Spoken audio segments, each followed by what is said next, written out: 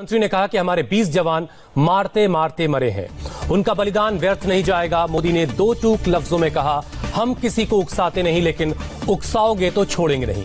हमारी ताकत को लेकर किसी को भ्रम या संदेह, शक नहीं होना चाहिए। सुनिए आज प्रधानमंत्री ने चीन को कैसे सबसे बड़ी चेतावनी दी है। दुख की इस कठिन घड़ी में हमारे इन शहीदों के परिजनों के प्रति मैं अपनी संवेदना व्यक्त करता हूं। आज पूरा देश आपके साथ है,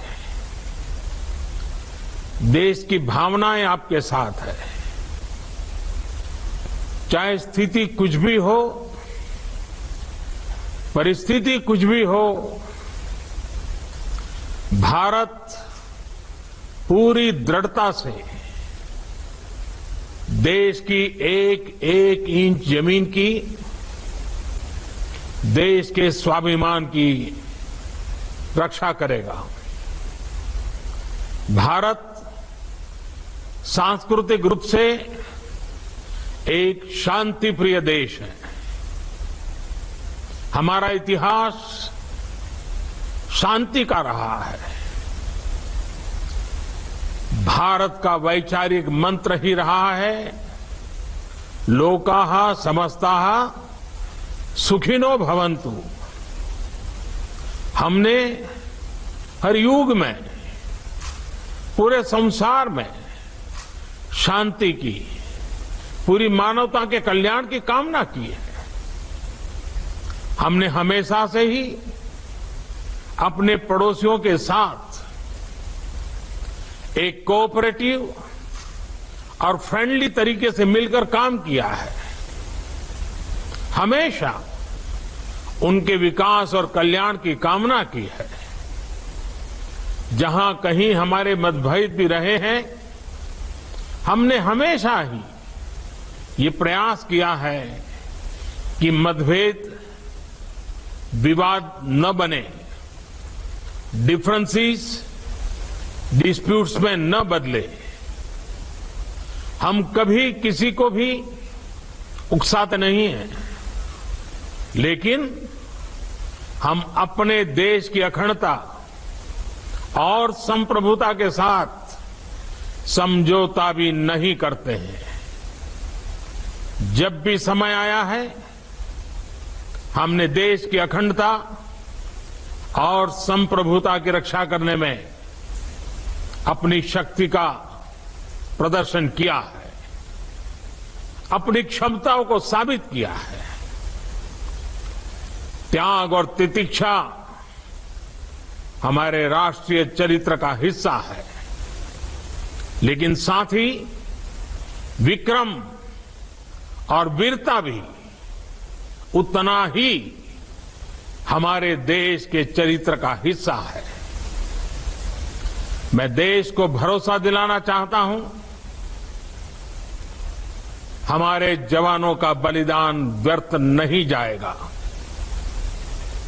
हमारे लिए भारत की अखंडता और संप्रभुता सर्वोच्च है, और इसकी रक्षा करने से हमें कोई भी रोक नहीं सकता। इस बारे में किसी को भी जरा भी भ्रम या संदेह नहीं होना चाहिए।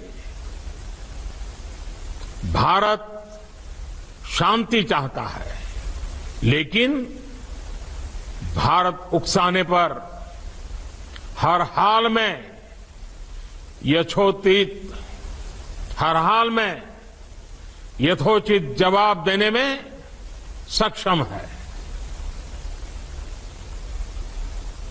और हमारे दिवंगत शहीद वीर जवानों के विषय में देश को इस बात का गर्व होगा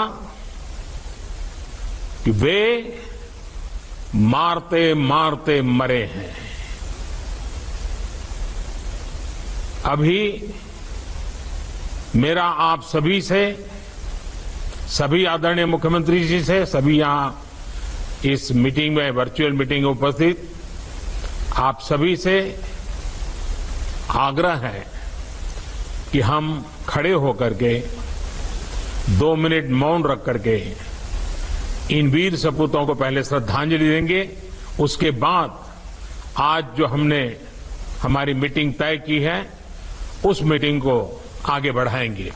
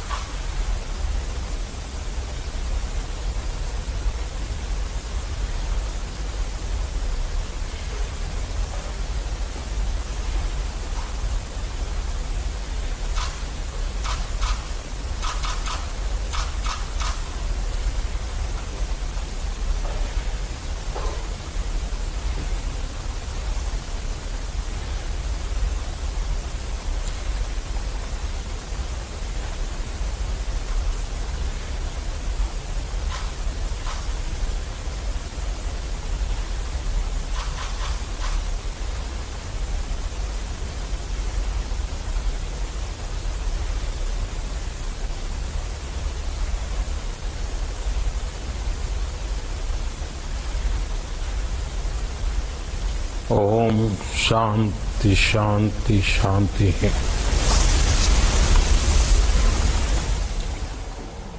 तो हमारे जवानों का बलिदान व्यर्थ नहीं जाएगा। सरकार ने साफ संदेश दे दिया है कि किसी भी तरह का उकसावा बर्दाश्त नहीं किया जाएगा। हमारे साथ 2 खास मेहमान हैं, मेजर जनरल के सिन्हा और लेफ्टिनेंट जनरल विनोद भाटिया। आप दोनों डिफेंस एक्सपर्ट हैं, आप दोनों का बहुत बहुत स्वागत है। लेकिन सबसे पहले अपने संवाददाता डिफेंस एडिटर जो हमारे हैं मनीष प्रसाद, उनके पास चलते हैं। मनीष, सबसे पहले तो बताइए कि एलएसी पर इस वक्त किस तरह के हालात हैं?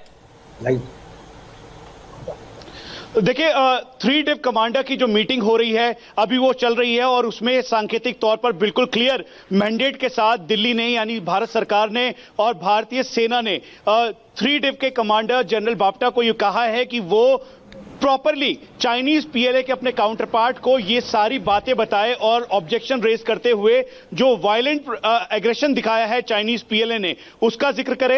अप्रैल 2020 का जो स्टेटस को है उसको मेंटेन करे, चाइनीज पीएलए को पीछे जाने के लिए कहे। जो बिल्डअप उन्होंने किया है तैयार पैंगोंगसो के साथ साथ गलवान के इलाके में, उसको पूरी तरीके से डिस्ट्रॉय करते हुए पीछे जाने के लिए कहे। और इसी मैंडेट के साथ ये मीटिंग वहां चल रही है। लेकिन प्रधानमंत्री का ये कहना कि जवानों का जो बलिदान है वो व्यर्थ नहीं जाएगा, सिंबॉलिकली नहीं, बल्कि जब आप देश के प्रधानमंत्री से ऐसी बात सुनते हैं तो आप ये समझ लीजिए कि आप 17 तारीख से लेकर 19 तारीख के बीच जब वो ऑल पार्टी मीटिंग बुलाई है तो इस 24 से 48 घंटे के अंदर क्या होगा, आप इसकी दशा और दिशा दोनों तय हो जाती है। दूसरी बड़ी बात, मैं ये नहीं मानता कि मैं रोक रहा हूं मनीष, आपको प्रधानमंत्री कुछ कह रहे हैं, जरा पहले उनको सुन लेते हैं। में काफी संख्या में क्वारंटीन और आइसोलेशन सेंटर का निर्माण हुआ है।